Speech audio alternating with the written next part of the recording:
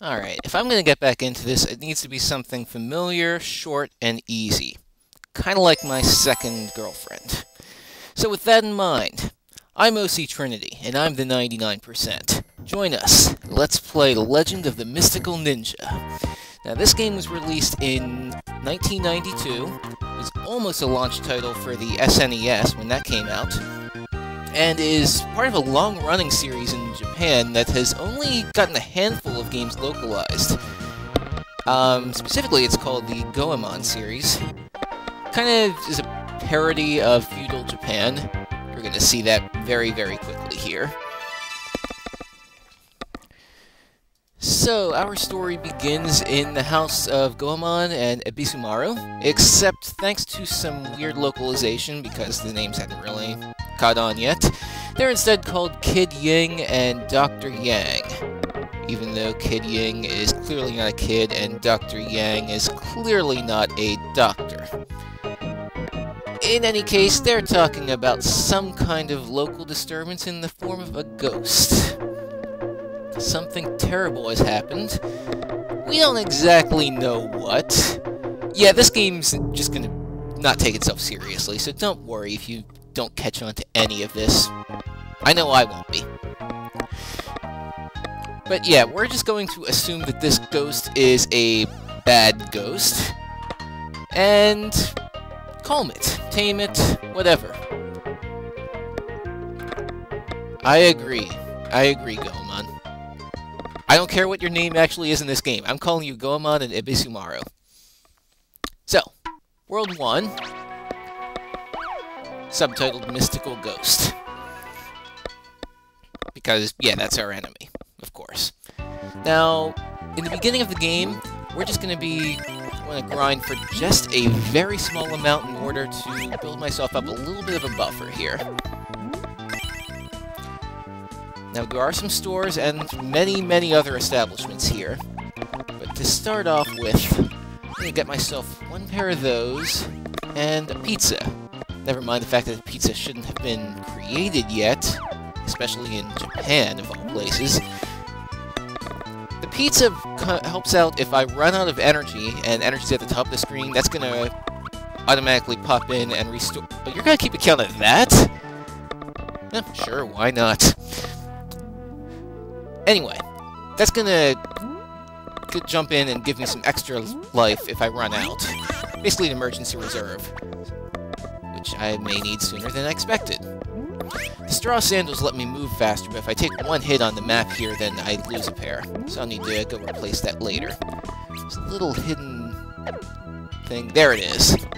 Easy $100. Now, once we jump in here, we're gonna get to a side-scrolling segment, which is the bulk of the more difficult parts of it.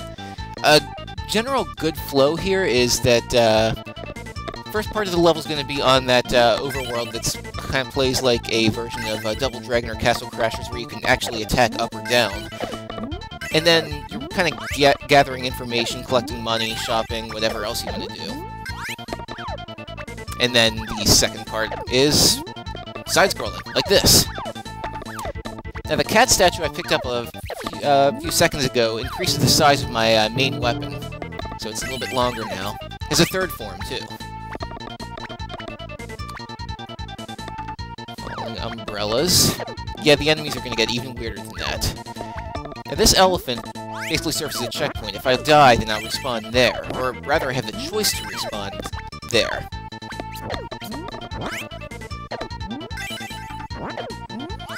Scrolls that I'm collecting, I'm not really going to be using for anything, so just ignore it.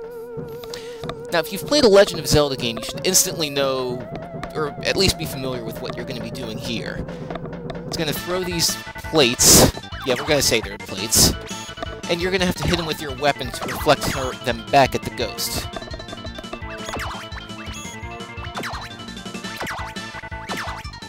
And just like that, we're done our first boss, but this level has a little bit more to it than that. Now, it turns out the ghost, for some inexplicable reason, is actually a cat.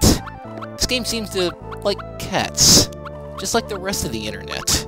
I don't know what's up with that. Anyway, we need to go to Shikoku Island. There's a travel agency in town that's going to help me with that. The rest of the ghosts have disappeared now, too. Which also means, even though I didn't show it before, some of these other businesses are actually open. And a lot of them contain little side games to help get some extra money. This one has a maze, kind of like the ones you might see at amusement parks, but it's done a little bit in first person. Well, entirely in first person. So if I turn here, there's a few different things I can get. That looks like a pile of scrolls, which I already told you are pretty much useless. If I could go to the map here, I can see exactly where I've been.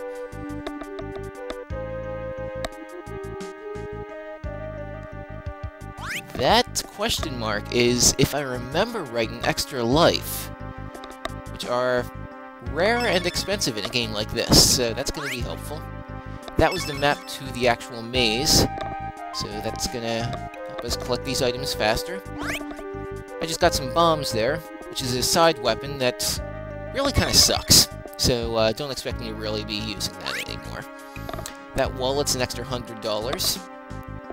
Pretty much have everything we're going to need here. So let's jump out once we find the exit, which is the blue door on the bottom there. That's a red door, which is the way I came in. If I go through the red door, then I lose everything.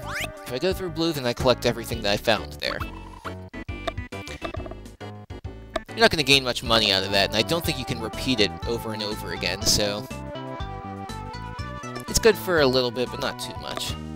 This restaurant, obviously, has food, which is surprisingly Japanese.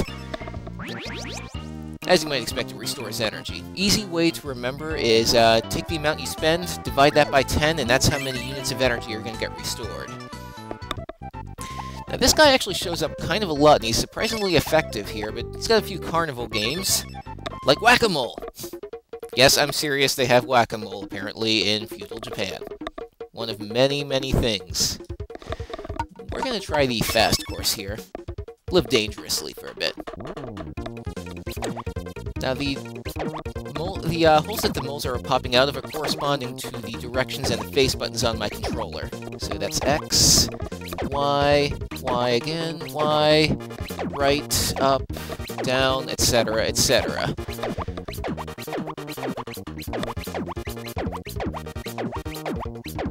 It's a little harder than it looks to get everything. Yeah, I missed a few there. I mean, I'm gonna get a lot out of this, but not everything, which is a pretty big bonus of a couple $100. But that's a surprisingly easy way to make some money early on in the game. Though later on, there's some other side games that are gonna work better than that. Some of the houses here, which I kind of skipped over, are going to have some information that's no longer applicable. But let's see what they say anyway. Why don't I visit the travel agency? I was kind of going that way to begin with. Now that I have some money again, I can restock on the straw sandals that I missed. It's usually a good idea to keep at least 3 of them. After you buy so many of anything, though, the price for it increases, so might be a better idea to see if I can get those elsewhere later. On the other hand, though, the amount of money it's going to take to buy stuff also increases the further into the game. So, am I still a Mischief Maker? Wrong game. That one didn't come out for another 7 or 8 years, I don't think. Question mark, there is a fortune teller. She will divine my future. I think that's a she. So one of 3 things is going to happen. She's going to see nothing special, which is literally that. She's going to see good things, where I get surrounded by hot babes, or I see... well, she sees nothing special. The alternative is that, bad things, when I get surrounded by enemies, just as I'm getting out the gate there. This woman, who looks like she's only half-dressed, I'm going to assume that's also common in feudal Japan, in which case sign me up. She's going to roll 3 dice, and I have to predict if they're either going to be high or low. least in theory, this should be equal odds both sides. Even though I'm probably going to mess this up. Let's say hi. 40 bucks. Okay, no, we're not doing this anymore. Gonna blow through some money real quickly that way. That, as you might expect, is the travel agency. And sure enough, they're going exactly where I need them to go. Now, the different packs there don't really affect too much. It'll affect the ending scene I get here, and it'll restore some energy, but going to the restaurant's gonna be far cheaper.